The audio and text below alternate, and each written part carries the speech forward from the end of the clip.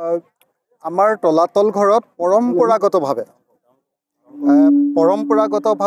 তলাতল ঘৰত প্ৰতি বছৰে মেডাম মেফিৰ আয়োজন কৰা হয় আৰু ইয়াত স্থানীয় ৰাইজে আমাৰ শিৱসাগৰৰ স্থানীয় ৰাইজে ইয়াত প্ৰতি বছৰে এখন নতুন সমিতি তৈয়াৰ কৰি প্ৰতি বছৰে আমি তলাতল ঘৰত এনেকৈ মেডাম মেফিৰ আয়োজন কৰোঁ।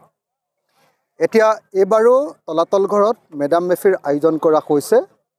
সকলোৱে মুকলি মনেৰে ইয়ালৈ আহি সকলো জাতি জনগোষ্ঠী ভিন্ন ভাষা ধৰ্মৰ মানুহে সকলোৱে ইয়ালৈ আহি তলাতল ঘৰৰ সন্মুখলৈ আহি তলাতল ঘৰৰ কেম্পাছলৈ আহি ইয়াতে আমাৰ মেডাম মেফিত অংশগ্ৰহণ কৰে।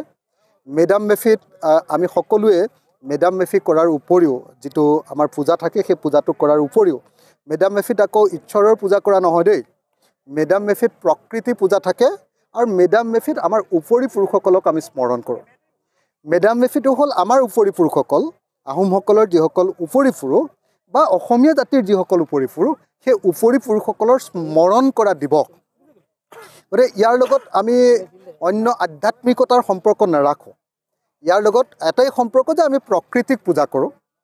আপোনালোকে সকলোৱে জানে যে আহোমসকলে প্ৰকৃতিক পূজা কৰে আৰু প্ৰকৃতিৰ নাম লৈ সেইকাৰণে আমি প্ৰকৃতিৰ সেৱা কৰোঁ। গতিকে এই দুটা কাম এতিয়া কৰা হৈছে আৰু সমূহীয়াভাৱে আমি আহোমসকলে সদায় খাদ্য হিচাপে ব্যৱহাৰ কৰা গাহৰি মাংসৰে সৈতে এসাঁজ ভাত সকলোৱে একেলগতে আৰু সাজপানী সকলোৱে জানে আমাৰ সাজপানী থাকে। গতিকে সাজপানী আৰু গাহৰি মাংস সৈতে এটা আপোনাৰ আৰু তাৰ পাছতে আমাৰ সমূহীয়াকৈ এটা খাদ্য আৰু লগতে আজি ইয়াৰ উদ্যোক্তাসকলে এখন নতুন থালিৰ ব্যৱস্থা কৰিছে, যিখন থালিত সকলো আমাৰ শিৱসাগৰত বসবাস কৰা সকলো জাতি জনগোষ্ঠীৰ মানুহে একেখন থালিতে বিভিন্ন জাতি জনগোষ্ঠীৰ খাদ্যবিলাক আজি খাব।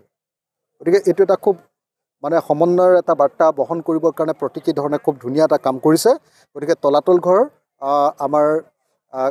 আমাৰ মেডাম মেফি উদ্যোক্তাসকলক মই ধন্যবাদ আৰু কৃতজ্ঞতা জনাইছোঁ আৰু এনেকৈ স্বতঃস্ফূৰ্তভাৱে শ মানুহ এই মেডাম মেফিত যোগদান কৰিবলৈ অহাৰ কাৰণে ধন্যবাদ জনাইছোঁ।